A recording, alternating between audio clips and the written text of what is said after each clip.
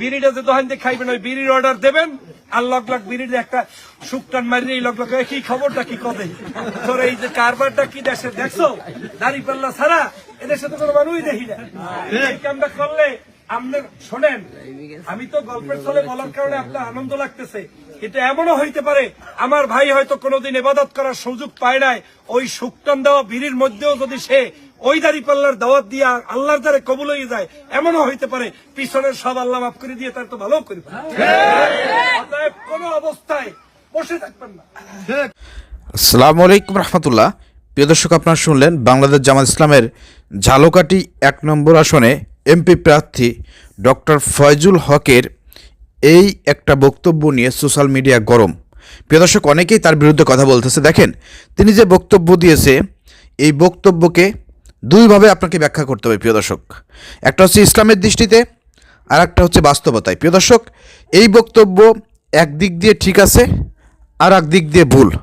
আচ্ছা প্রিয় দর্শক, প্রথমে ভুল বিষয়টা নিয়ে আলোচনা করি। প্রিয় দর্শক দেখেন, প্রিয় দর্শক, এই ধরনের বক্তব্য কিন্তু জামাত ইসলামের সঙ্গে মানায় না ১ নম্বর পয়েন্টে, এবং কোনো জামাত নেতা এই ধরনের বক্তব্য দেবে এটা কিন্তু জামাতের নেতাকর্মীরা কখনো জামাত প্রার্থীর কাছ থেকে, জামাত নেতার কাছ থেকে কখনো আশা করে না।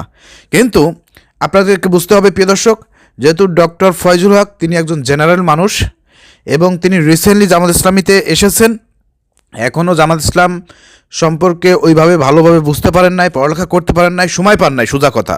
যার কারণেই প্রিয় দর্শক তার মুখ দিয়ে হয়তো এই ধরনের কথা বেরিয়ে আসতে পারে, এটা তার অজ্ঞতার জন্য হতে পারে। অতএব তাকে ওইভাবে দোষারোপ করাটা উচিত হবে না। প্রিয় দর্শক, হ্যাঁ তিনি ভুল করেছেন, অবশ্যই এই ভুলের জন্য তাকে ক্ষমা চাইতে হবে। ক্ষমা চাইলে পরে আমার মনে হয় সবাই বিষয়টা পজিটিভভাবেই নেবে। প্রিয় দর্শক দেখেন, রাজনৈতিক ময়দানে স্লিপ অফ টার্ন বলতে একটা কথা আছে। অনেক কথা বলতে গিয়ে কয়েকটা কথা এলোমেলো হয়ে যাইতেই পারে, কিন্তু ভুল স্বীকার করলে কিন্তু সব শেষ, তাই না? প্রিয় দর্শক, এখন আসুন আমরা একটু বাস্তবতার সাথে এই কথাগুলো একটু মেলানোর চেষ্টা করি। বাংলাদেশের রাজনীতি, বাংলাদেশের নির্বাচন আপনি কি বোঝেন? নির্বাচনের আগ মুহূর্তে নির্বাচনী প্রচারণায় প্রিয় দর্শক দুইটা জিনিস থাকে, একটা হচ্ছে চা, একটা হচ্ছে বিড়ি। এই বাংলাদেশের যে কালচার 50 বছর ধরে আমরা দেখে আসতেছি প্রিয় দর্শক, নির্বাচনের সময় প্রার্থীরা কী করে, জনগণকে যারা সিগারেট খায় তাদেরকে সিগারেট দেয়, বিড়ি দেয়, আর যারা চা খায় তাদেরকে চা খায়। এই দুইটাই কিন্তু বেশি চলে।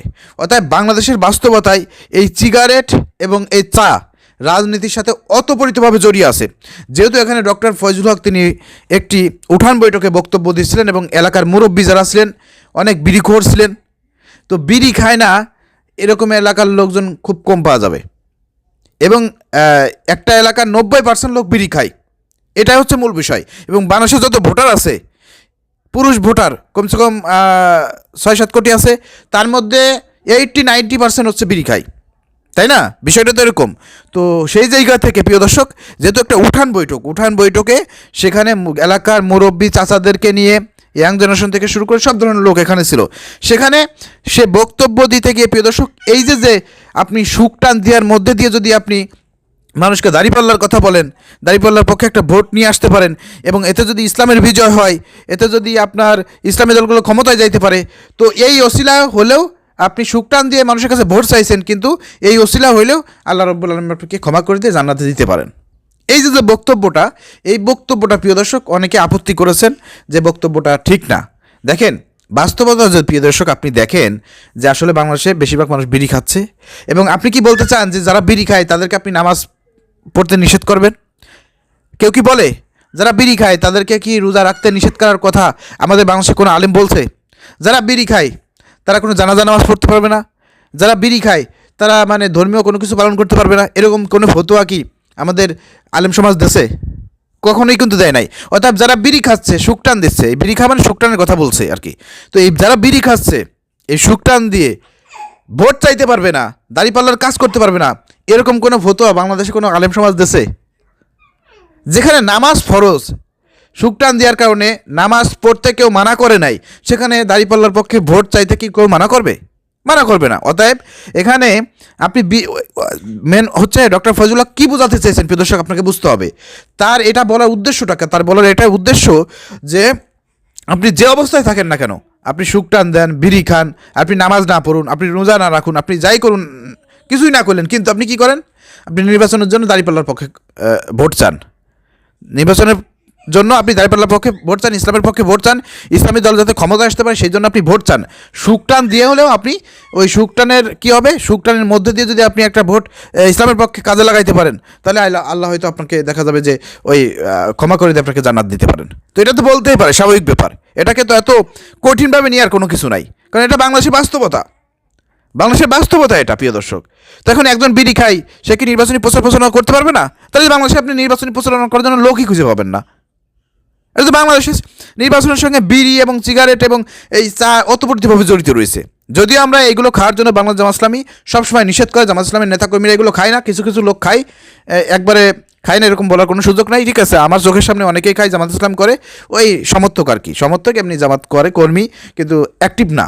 এ ধরনের লোক অনেক আছে, সিগারেট বিড়ি খায়।